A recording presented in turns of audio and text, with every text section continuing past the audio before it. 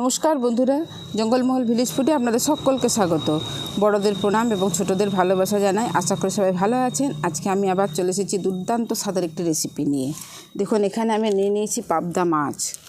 এই দেখুন পাবদা মাছের সাইজটা দেখুন, খালি দারুণ সুন্দর পাবদা মাছগুলো কিন্তু। এই দেখুন, এখানে দেখুন, এইখানে আবার দেখুন নিয়ে নিয়েছি ট্যাংরা। এই পাবদা আর ট্যাংরা তো একসাথে ছিল। আজকে সেই সকালবেলা জেলেটি এসে দিয়ে গেছে। কি দারুণ নয় মাছগুলো! এই পাবদা মাছগুলো দেখুন, একদম চকচক করছে পাবদা মাছগুলো।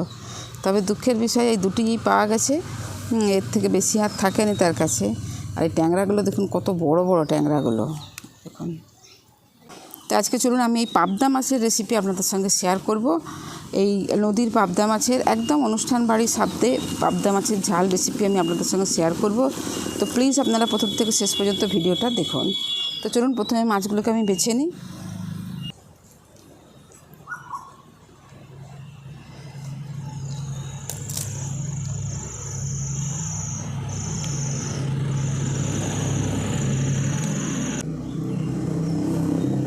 এই ট্যাংরা মাছগুলো ডিম হয়ে গেছে ভেতরে।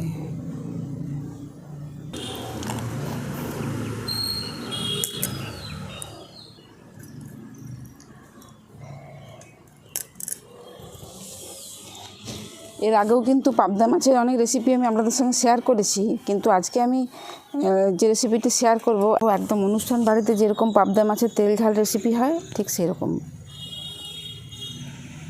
দেখুন মাছগুলোকে বেছে নিয়েছি আমি।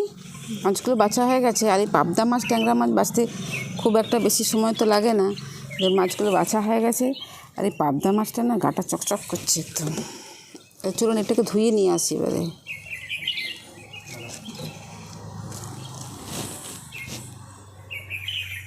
পাবদা ট্যাংরা সবগুলি দেখুন একদম ঝকঝক করছে মাছগুলোকে ধুয়ে নিয়ে চলে এসেছি। এরপর মাছগুলোতে আমি নুন হলুদ মাখিয়ে নিচ্ছি।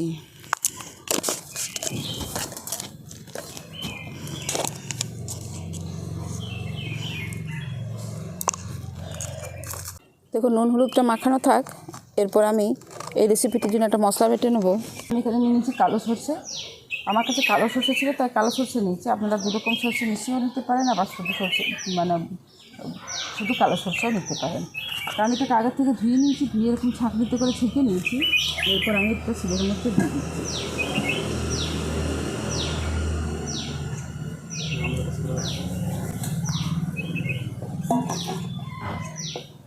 এর সঙ্গে দিচ্ছি দুটো কাঁচা লঙ্কা। তার সঙ্গে দিয়ে দিচ্ছি 2 চামচের মতো পোস্ত। আপনারা শুধু সর্ষে দিয়েও করতে পারেন। আমি একটু সর্ষে পোস্ত মিশিয়ে করছি। দিয়ে দিচ্ছি অল্প একটুখানি নুন, যাতে করে শিলের মধ্যে না লেগে যায়।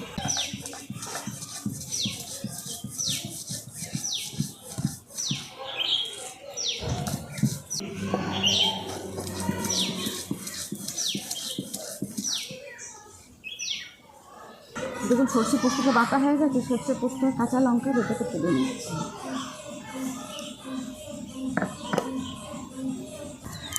দেখুন উনুনটা ধরিয়ে নিয়েছি। এরপর কড়াটা বসিয়ে দিচ্ছি। কড়াটা বসিয়ে দিয়ে প্রথমে আমি মাছগুলোকে ভেজে নেব। দিয়ে দিচ্ছি সরষের তেল।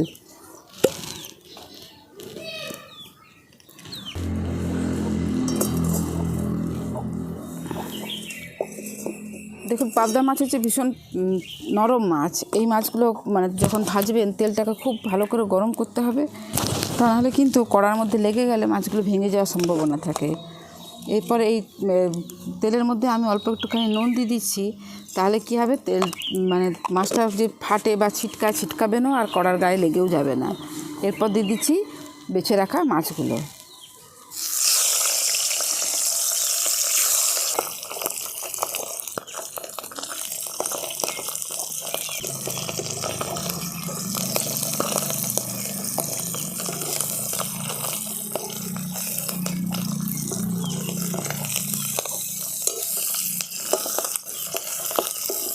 দেখুন একটা পিঠ খুব ভালো করে ভাজা হলে তবে গিয়ে আরেকটা পিঠ উল্টোতে যাবেন, নাহলে কিন্তু মাছগুলো ভেঙে যাওয়ার সম্ভাবনা থাকে।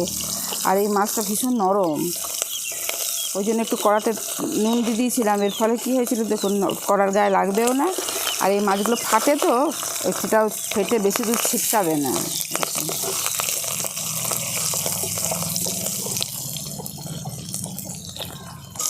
দেখুন সমস্ত মাছগুলোকে আমি লাল লাল করে ভেজে নিয়েছি, আর এটা লাস্টে দিয়েছিলাম, এগুলোও ভাজা হয়ে গেছে। এরপর এগুলোকেও আমি তুলে নিচ্ছি।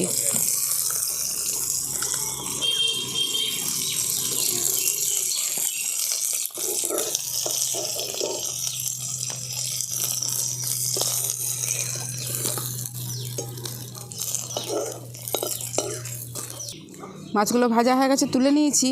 অল্প একটুখানি তেল আছে, কিন্তু আমি আরেকটুখানি তেল দিচ্ছি। খুব বেশি তেল দেবো না, যা গরম পড়েছে না, কম তেল মশলায় খাওয়া ভালো, কিন্তু অনুষ্ঠান বাড়ির মতো স্বাদ হবে। দেখুন আমরা যেহেতু লঙ্কা গুঁড়ো খাই না, তরকারিতে রঙটা কিন্তু একটু সাদা সাদাই হয়, কিন্তু তাও একটু ভালো রঙ আনার জন্য এই তেলের মধ্যেই আমি দিয়ে দিচ্ছি হলুদ গুঁড়ো।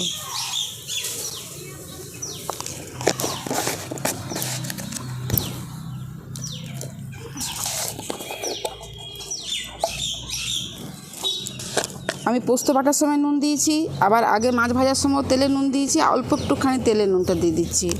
এটা আপনারা এবারে পরে টেস্ট করে তারপরে দিয়ে দেবেন। ফোড়নে দিয়ে দিচ্ছি কালো জিরে। এই দেখুন ফোড়নটা একটু ভাজা ভাজা করে নিয়েছি।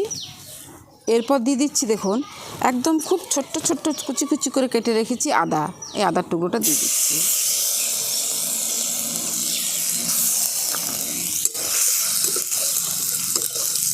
দেখুন আদাটা একটু ভাজা ভাজা করে নিয়েছি। এখানে আমি একটা টমেটো পেস্ট করে রেখেছি, এই টমেটো পেস্টটাও দিয়ে দিচ্ছি।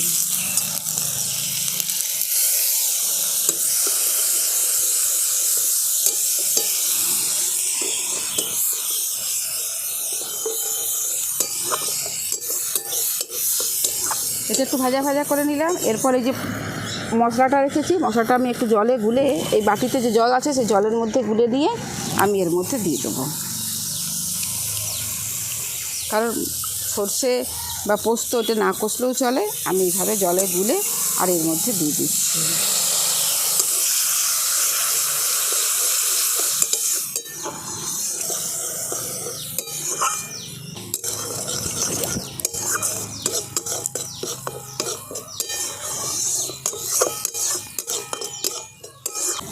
দেখুন কত সুন্দর মশলাটা কষানো হয়েছে। দেখুন এই দেখুন একদম তেল ছেড়ে ছেড়ে ছেড়ে ছেড়ে এসেছে।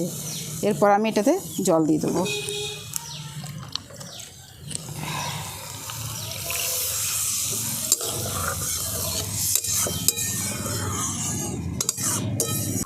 দিয়ে দিচ্ছি এর মধ্যেই 4টে চেরা কাঁচা লঙ্কা। এরপর আপনারা, আমি তো আর নুন দিলাম না, ভালো মানে পরে আর নুন দিইনি। সর্ষে পোস্ত বাটায় নুন দেওয়া আছে, আর দুবার ধরে তেলে নুন দিয়েছি। আপনারা একটু চেক করে নিয়ে তারপরে নুনটা দেবেন এর মধ্যে। দেখুন গ্রেভিটা ফুটে গেছে খুব ভালোভাবেই। এই দেখুন মাছের গ্রেভিটা খুব ভালোভাবে ফুটে গেছে। এরপর আমি ভেজে রেখেছি মাছগুলো, ভেজে রাখা মাছগুলো দিয়ে দিচ্ছি।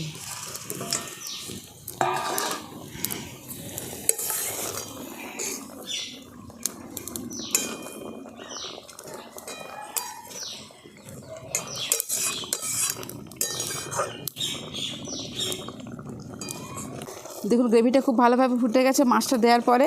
এরপর আমি ছোটো ছোটো করে টুকরো করে কেটে রেখেছি ধনেপাতার টুকরোটা দিয়ে দিচ্ছি।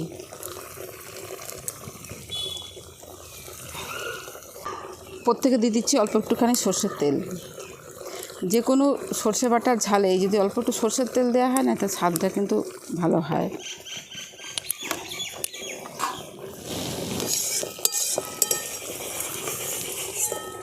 দেখুন সমস্ত কিছু আমি একসঙ্গে মিশিয়ে নিয়েছি, আর এই পাবদা মাছের ঝাল রেসিপিটি আমাদের তৈরি হয়ে গেছে। এরপর এটাকে আমি নামিয়ে নিচ্ছি।